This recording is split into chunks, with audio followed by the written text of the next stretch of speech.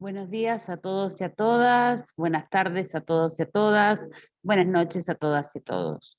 Bien, esta es una clase de tipo asincrónica donde vamos a desarrollar, sí, el concepto de la clase. ¿Por qué tomamos el concepto de la clase?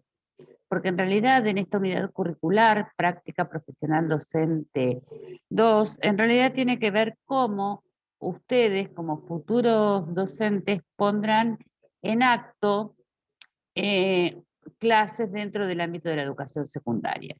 En primer lugar, creo que es necesario que recuperemos, sí, que nosotros trabajamos en las clases anteriores, la distinción entre currículum como norma, como aquello que está establecido, y a su vez, digamos, los procesos, ¿sí?, de concreción curricular, que está vinculado con, digamos, esta, este desarrollo del currículum en el marco de una institución escolar.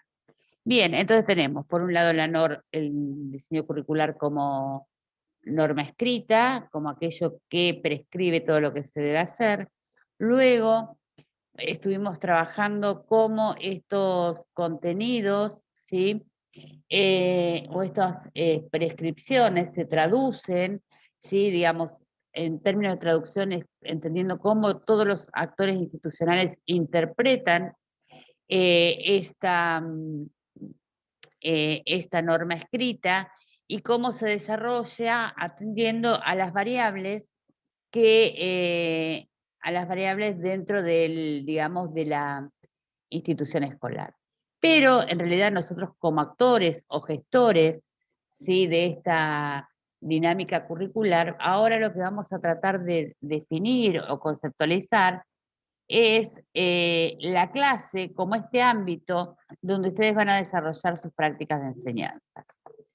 Entonces, en primer lugar, vamos a determinar o expresar, ¿sí?, conceptos que son trabajados tanto con Alicia Camillioni, Marta Souto, que plantean, ¿sí?, que la clase, en primer lugar,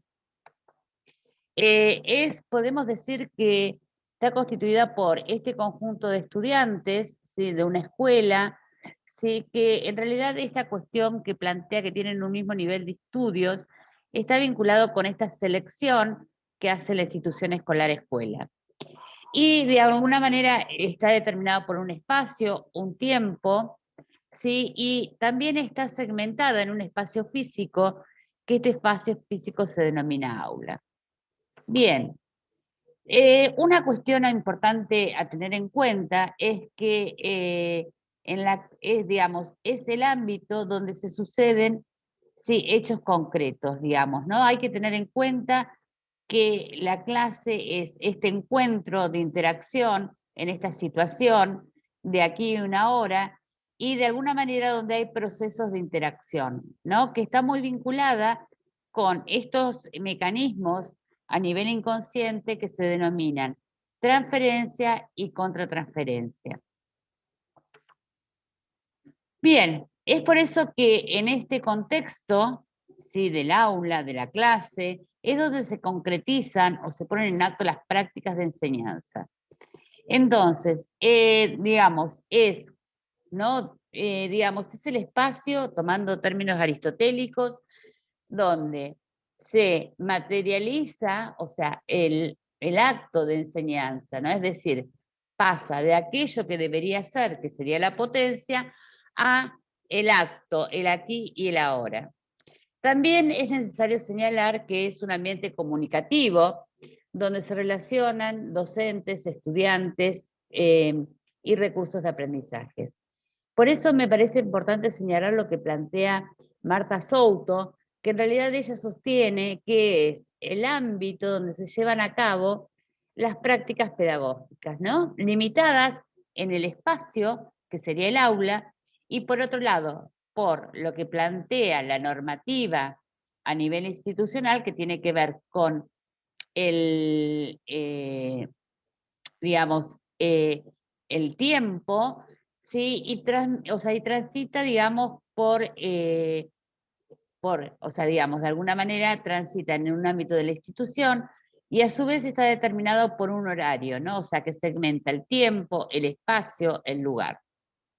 Bien, también es necesario señalar que tiene un carácter histórico, ¿no? Y incluye también una cantidad, ¿sí?, de relaciones, de líneas que se entrecruzan, es decir, desde lo de orden social, lo institucional que está vinculado con lo valoral, lo grupal, lo individual, lo técnico. Bien. Por lo tanto, podemos decir que tenemos que tener en cuenta que, digamos, que es un ambiente interno, comunicativo, que vincula estudiantes, docentes y recursos de aprendizaje, y también, o sea, vamos a reiterar, enmarcada en coordenadas temporoespaciales, y de alguna manera también tener en cuenta la cuestión situacional de la enseñanza. También es necesario señalar que es una actividad social, que tiene un modelo de organización, es decir, hay espacios determinados para los docentes, espacios determinados para los estudiantes, hay una regulación de la interacción. Por tanto, también es necesario señalar algunas cuestiones que le dan significatividad a la clase y que está vinculada con que tiene una estructura determinada, ¿sí? Tiene un principio y un fin, ¿no? Y a su vez hay una serie de eventos que suceden, ¿sí?, uno tras otro y que no necesariamente tiene que estar definido o pautado.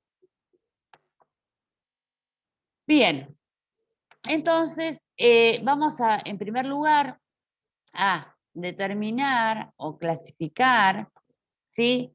O sea, podríamos hacer una categorización de las clases entendidas, ¿no?, de alguna manera pensada en esta cuestión de la relación entre docente, estudiante y contenido, ¿sí? Y donde el docente es el que posee el saber y de alguna manera lo que intenta es hacérselo comprensible a los estudiantes, ¿sí?, mediante, digamos,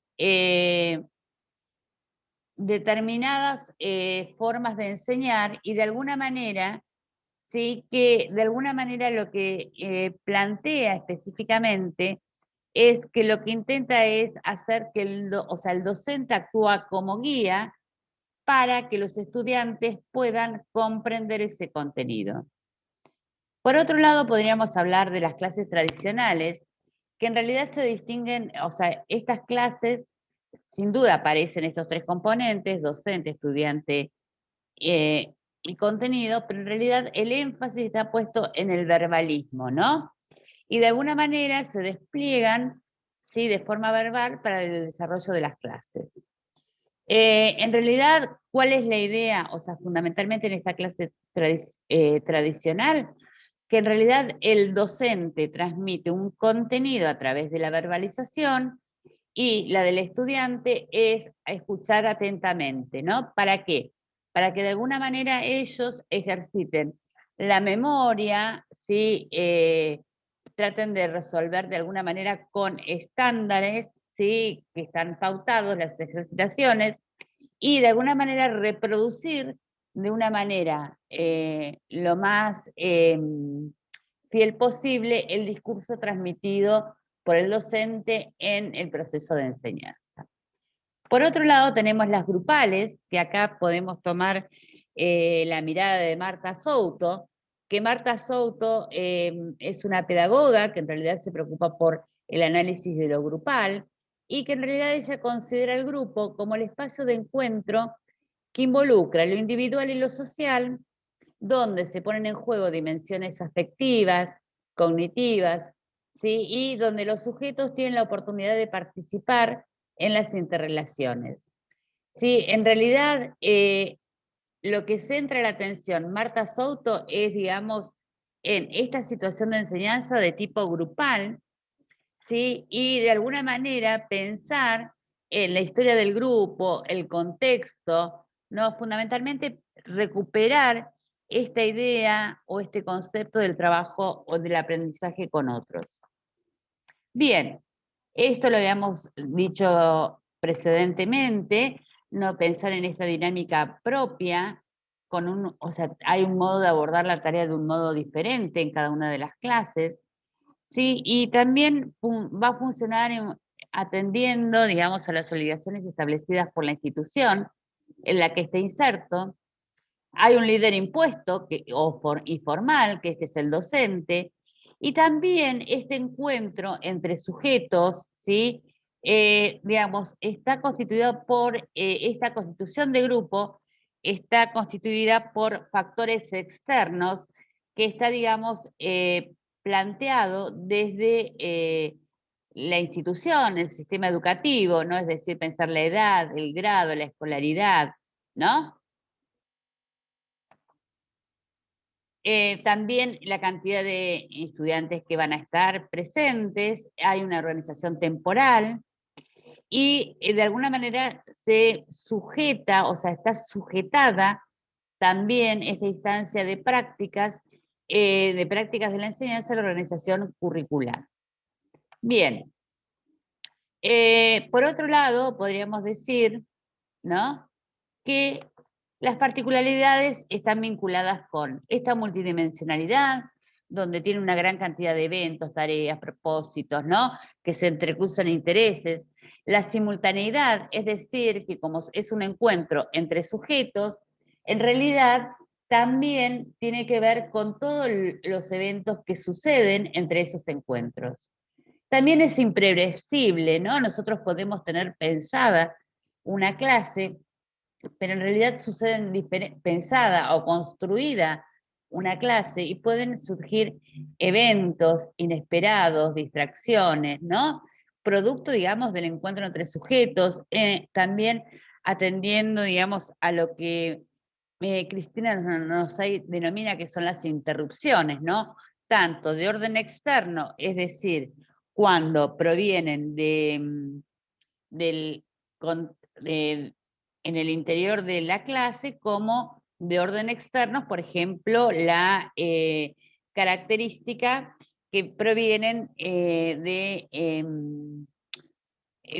o sea, cuando ingresa un preceptor, un POT, la caída de la conexión de Internet, en realidad pasan, digamos, en este acto, en este, digamos, encuentro entre sujetos, pasan un montón de situaciones. Por otro lado, bueno, son históricas y de alguna manera son públicas porque de alguna manera hay diferentes sujetos que intervienen.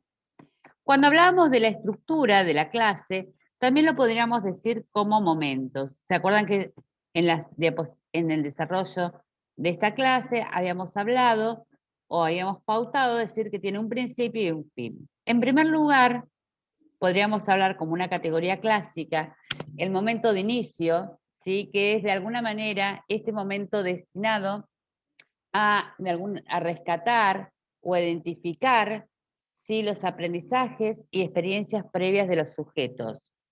En realidad, lo que tenemos que plantear específicamente es plantear la hoja de ruta, ¿sí?, cuáles son los temas o tópicos que se tratarán y el aprendizaje de lo que se intenta lograr.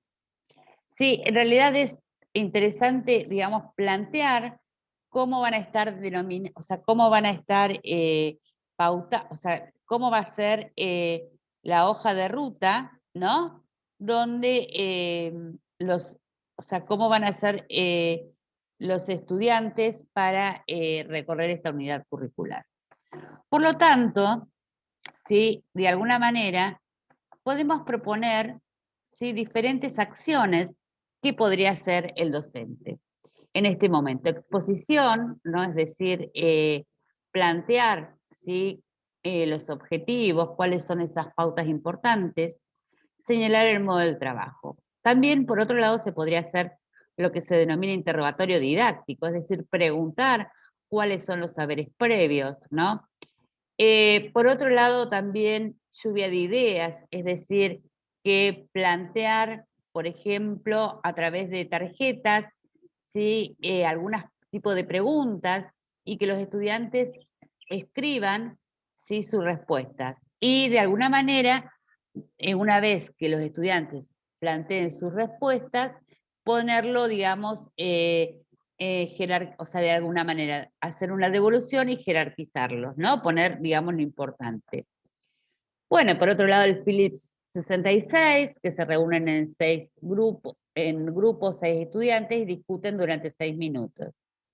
El role-playing, ¿sí? Es decir, que cada integrante representa un rol relacionado con el contenido propuesto, y diferentes medios audiovisuales.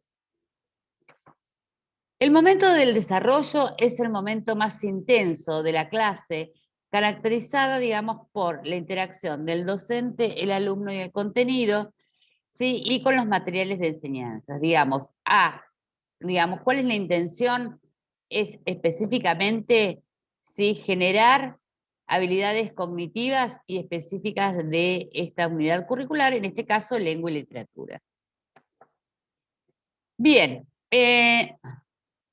bueno, en realidad acá tenemos que tener en cuenta que cada uno de nosotros tenemos que tener en claro las acciones que vamos a desarrollar tienen que estar vinculadas específicamente con esta posibilidad que los estudiantes pongan en práctica, ensayen, elaboren, construyen y se apropien de los contenidos de la clase.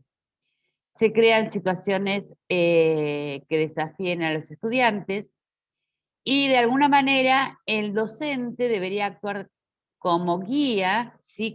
Pensando en esta cuestión de guía, pero no para dejar el libre albedrío del estudiante, sino pensándolo en términos de Brunner, como esa estructura que guía, que sostiene al estudiante. Bien. En realidad,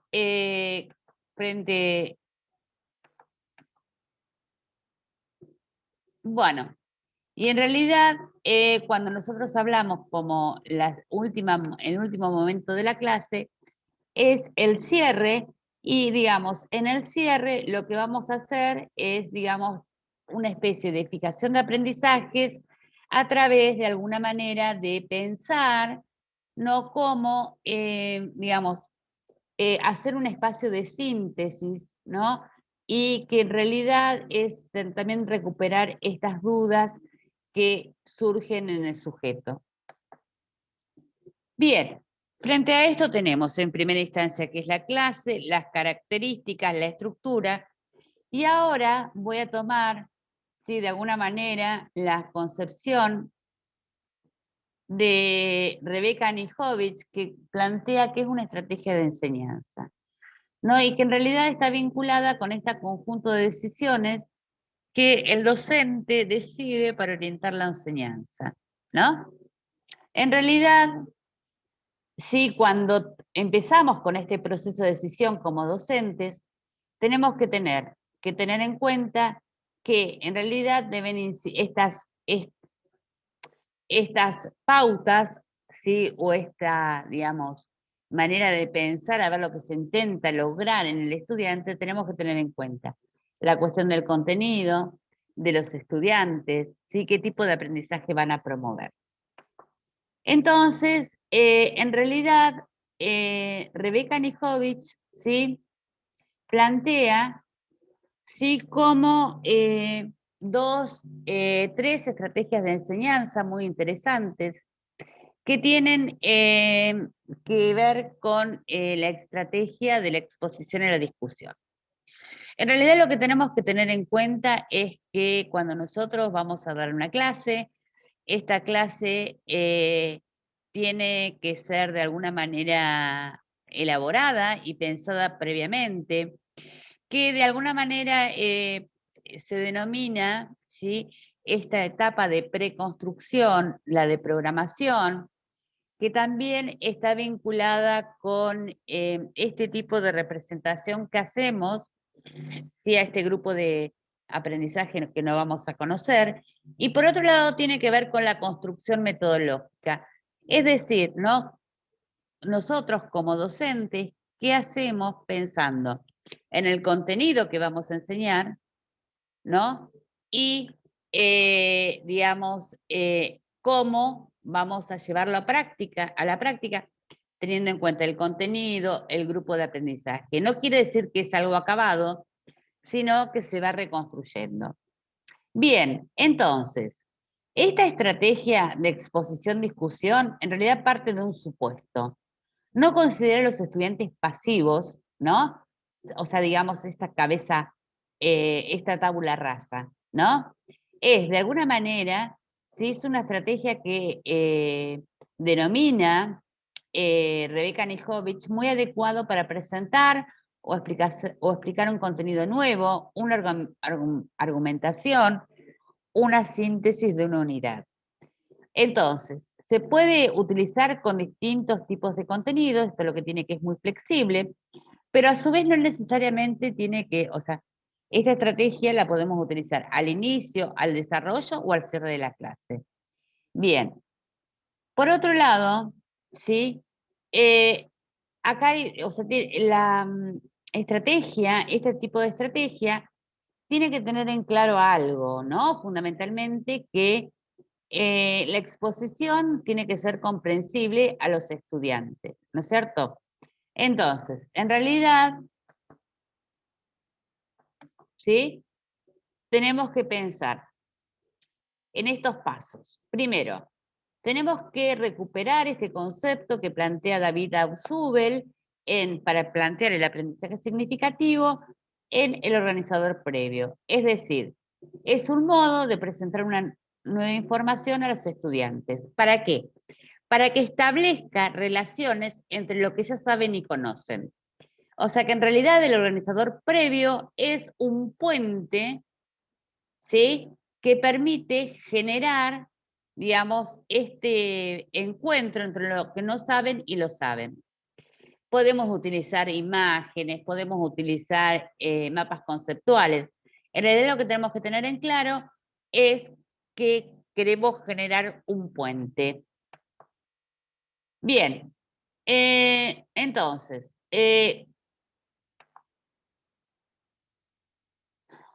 bueno, en realidad esta, digamos, es digamos, una estrategia que la usamos cotidianamente o dentro de lo que es el ámbito de la escuela, o sea, es muy usada en el ámbito de la escuela secundaria. Otra estrategia que plantea Rebeca Nejeovich es el trabajo con casos, ¿sí? Y que en realidad ella lo que dice fundamentalmente es que la intención de este tipo de estrategia de enseñanza tiene que ver con vincular la realidad, el conocimiento y las prácticas a través de una situación de la vida real. Bien, pero ¿qué sucede? En realidad, fundamentalmente lo que intentamos es que el caso, digamos, tiene que estar pensado, bueno, fundamentalmente que es un relato, que tiene que estar bien escrito, tiene que despertar el interés, ¿sí? Que también tenga elementos que favorezcan a los estudiantes, digamos, de identificar distintos hechos o sucesos que nosotros queremos enseñar. Debe tener o sea, su estructura narrativa debe contener información, datos, ¿no? Diferentes tipos de datos. Sí, debe causar impacto emocional y también debe centrarse en alguna temática. Digamos que la intención es que genere un dilema, ¿no? Y también esta cuestión de digamos, esta cuestión que genere, ¿sí? Diferentes preguntas, ¿no? Digamos que o sea, implica una selección, puede ser elaborado por nosotros, ¿no? Pero en realidad debe pensar en realidad que un caso debe estar pensado estrictamente con, em, eh, digamos, debe seleccionar el caso que debe ser concordante con los objetivos, ¿sí? Debe tener un punto de partida y se inicia con preguntas, ¿no? En realidad, el caso, digamos, tendría que ser significativo, ¿no? ¿Por qué? Porque en realidad deberíamos pensar en diferentes, digamos, pensando en lengua y literatura, ¿no? Pensar, bueno, casos que tengan que ver con la vida real. Otra cosa que es importante es que fueran interesantes para los estudiantes atendiendo a sus problemáticas culturales, ¿no? Y después, de alguna manera, lo que tenemos que hacer también es conducir la discusión, ¿sí? ¿Para qué? Para intentar generar el análisis, ¿no? Bueno, acá tenemos que ver la formulación de preguntas, que lo vamos a ver en breve. Entonces, en realidad, pensemos que este tipo de estrategias, estos tipos de caminos, se vinculan también para generar en el estudiante, ¿sí?, cambios en su estructura cognitiva. Bien, bueno, acá tenemos la secuencia, el orden, la presentación, el análisis, el intercambio. Bien, ahora, otra de las estrategias que plantea Rebecca Nijovic es el uso de las preguntas. Si cada pregunta tiene una intención, un propósito definido. Por ejemplo, nosotros vamos a preguntar atendiendo diferentes intenciones, como despertar el interés, colaborar en la comprensión, estimular relaciones, ¿no? Entonces, justamente tenemos que pensar que las preguntas deben ser potentes para generar este espacio de reciprocidad, ¿no? Y que tenga como intención digamos, el propósito del desarrollo de los estudiantes. Bien, entonces, en realidad, Rebecca Nijovic va a plantear, ¿sí?, como preguntas, ¿sí?, que, digamos, las características de las preguntas. Por ejemplo, preguntas sencillas que requieren respuestas breves, ¿sí? A modo de ejemplo, ¿cuánto mide un ángulo recto? ¿Cuál es el hueso más largo del cuerpo? ¿O cuántas provincias tiene la Argentina? Es decir, no hay ningún tipo de complejidad. Se contesta con datos, fundamentalmente, ¿no? Por otro lado, preguntas de comprensión, ¿no? Que acá en realidad lo que se intenta es propiciar o estimular el procesamiento de la información. Promueven en el pensamiento las relaciones de ideas, la relación. Por ejemplo, a modo de ejemplo, acá plantea cuáles son las relaciones y semejanzas entre los mamíferos y reptiles. Por ejemplo, acá lo que está planteando es una situación de semejanza entre los mamíferos y los reptiles. Las preguntas que exigen interpretar, predecir y evaluar críticamente, sí, en realidad estarían pensadas de la siguiente manera. Ante determinado gráfico, ¿cómo piensan que sería? En realidad, fíjense que acá plantea el cómo, digamos, diferentes procedimientos que el sujeto haría. Y, digamos, y acá las preguntas que proponen al estudiante analizar, evaluar su propio proceso de aprendizaje. ¿Cómo lograron? ¿Cuáles son los caminos? Bien. En realidad, bueno, ¿cuáles serían aquellas pautas que deberíamos tener en cuenta? Preparar las preguntas antes de la clase, o de alguna manera justamente aquellas que intentan monitorear los aprendizajes. Evitar estas preguntas sencillas, excesivas, ¿no? Y de alguna manera dar a los estudiantes que piensen y respondan. Estimular la crítica individual favoreciendo la repregunta. Bien, el desarrollo de esta clase, sí, lo que intenta, parecería redundante, ¿no? El desarrollo de esta clase lo que pretende es que analicemos la clase. A partir de ahí voy a ofrecer diferentes modelos de clase y van a realizar un análisis crítico. Bueno, me despido, buen día, buenas tardes, buenas noches. Saludos a todos y a todas.